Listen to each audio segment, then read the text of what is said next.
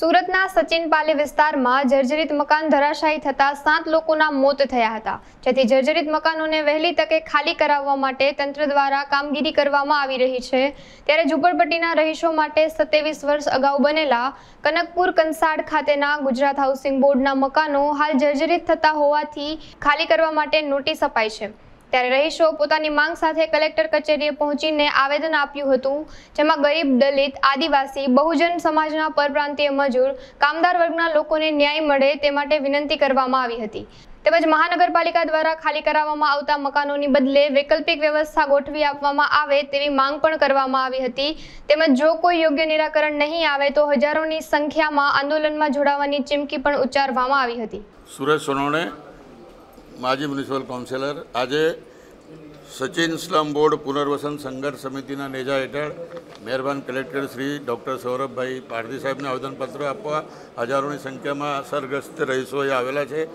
આજે છેલ્લા 2-4 દિવસથી જે પાલી ગામમાં દુર્ઘટના થઈ તેને એક પ્રકારનું ઉભા બનાવીને સરકાર આ તમામ જે 2666 મકાનો છે એમને ખાલી કરવા માંગે છે।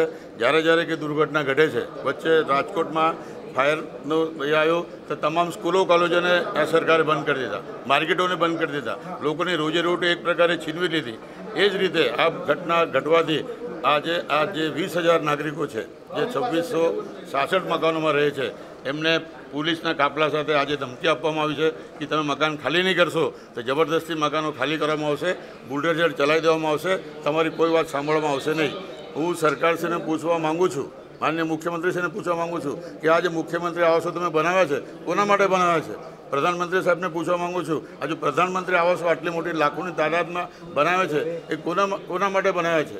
તમે વિદેશથી લોકોને બોલાવીને ભારતમાં સ્થાયી કરવા માગો છો, પણ જે ભારતના લોકો છે જેમને ખરેખર જરૂર છે અન્ન વસ્ત્ર નિવારણની એમને તમે હાકી કાઢવા માગો છો, એ હવે ચલાવી લેવામાં આવશે નહીં।